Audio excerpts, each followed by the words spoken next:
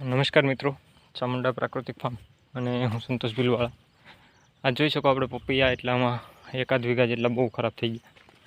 નીચેથી પાંદડા બળે છે બરાબર.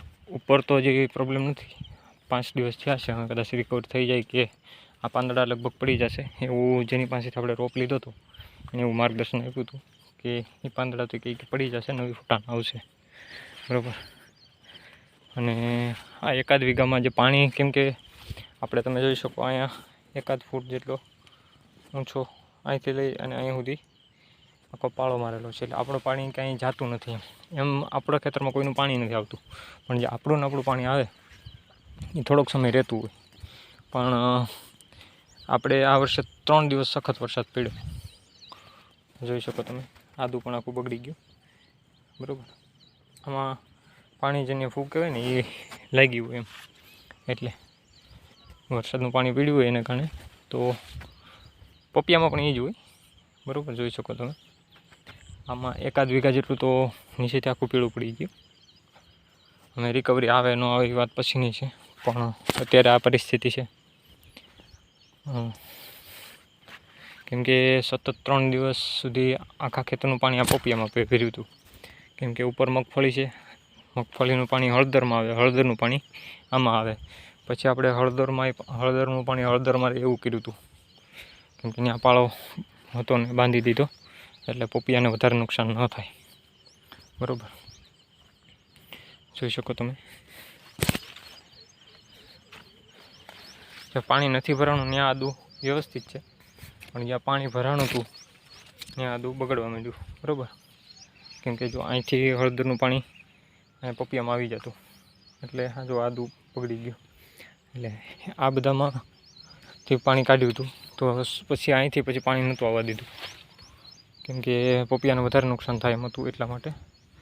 આ તમે જોઈ શકો, જ્યાં પાણી નથી ભરાવાનું આદું પણ સારું છે અને પપિયા પણ સારા છે બરાબર. જોઈ શકો એમ તો જો કે એટલી હું કહેવાય કે કદાચ વરસાદ રહી જાય તો આ પાંદડાની સાઇઝ તમે જોઈ શકો બરાબર. એ રિકવરી બધું થઈ શકે એમ કુદરતી રીતે જ, પણ વરસાદ રહે તો અહીંયા સુધી હળદર એકદમ લીલી છે બરાબર. હજી 2 સુધી વાંધો નહીં આવે. પછી અહીંનું પાણી હાવ બંધ કર્યું હતું આપણે બરાબર. તો અહીંથી જો બધું પીળું વચ્ચે નાખો, કેમ કે આપણું શું કહેવાય કે વચ્ચે આખી જોબ હશે ત્યાં પાણી ભરાય છે આખું, એટલે હળદરનું બેડે ભરી દીધા હતા, બધું થઈ ગયું હતું રેડી બરાબર. પછી આ પોપિયાના પત્તાની સાઇઝ તમે જોઈ શકો બરાબર. 2 ફૂટના પત્તા છે, સાથેનો આ જે શું કહેવાય કે એટલા એના લાવી શકે. પણ હવે એ વરસાદ રહે તો આવે, નકર કંઈ ન આવે આમાં બરાબર. સાથે આપણે આ તુવેર એ પણ તમે જોઈ શકો. અને હા, એટલું સારું એવું રિઝલ્ટ હતું બરાબર. કુદરતી આપદા આવે એટલે બધું બગાડી નાખે, એનામાં આપણે કાંઈ ન કરી શકીએ. આ તમે જોઈ શકો આપણે અડદ મગ બરાબર. અને મેન વાત તો એ હતી કે જેટલા આપણે મગ ઘર માટે લીધા ને એમાં એકમાં પણ જે અંદર ગુલાબી ઈયળ આવે મગમાં હોય, એમાં એકમાં પણ ગુલાબી ઈયળ નથી આપણે જોવા મળે. એ બહુ સારું કહેવાય બરાબર. પણ જે કુદરતી નુકસાન થાય એનામાં આપણે કંઈ ન કરી શકીએ.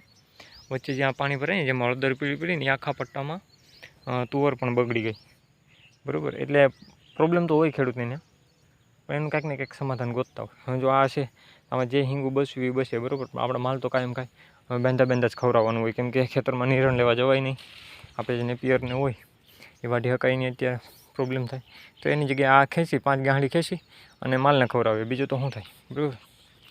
અડદ વ્યવસ્થિત જ છે, પણ હવે આમને આમ વરસતું રહી તો ભાઈ વ્યવસ્થિત કેટલા દી વ્યવસ્થિત રહે, સમજ્યા કે આની કોઈ લિમિટ જ નથી. હવે 16 તારીખથી લઈને આજે 25-26 તારીખ થઈ ગઈ, એક ધારું કન્ટિન્યુઅસ પ્રોબ્લેમ થાય, પછી આ દાણો પણ બગડવા માંડે એમ. એટલે જોઈએ શું થાય. હરીશા બરાબર. આ જોઈ શકો તમે. મેન તો આદું છે, એ આદું અને પપિયામાં વધારે નુકસાન છે. હળદર તો એક ખૂણામાં બહુ પીળી છે, એને કંઈક રિકવરી થવી છે તો, પણ મેન વસ્તુ આપણે આ હતી.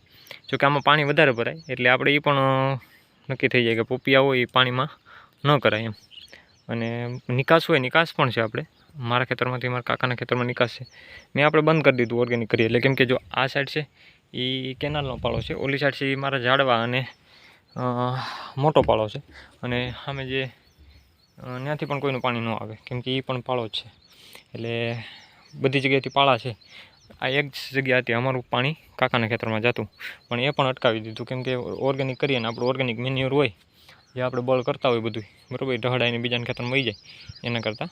તો અત્યારે આ પરિસ્થિતિ છે, આગળ જોઈએ શું થાય બરાબર. દિવાળી સુધી નીકળી જાય, વરસાદ ન રહી આવે તો ઘણો ફાયદો થઈ જાય, પણ એ તો શું કહેવાય કે ઈચ્છા તો મોટી જ હોય બધાને, જોઈએ શું થાય. જય ગૌ માતા. ચામુંડા પ્રાકૃતિક ફાર્મ, સંતોષ ભીલવાળા.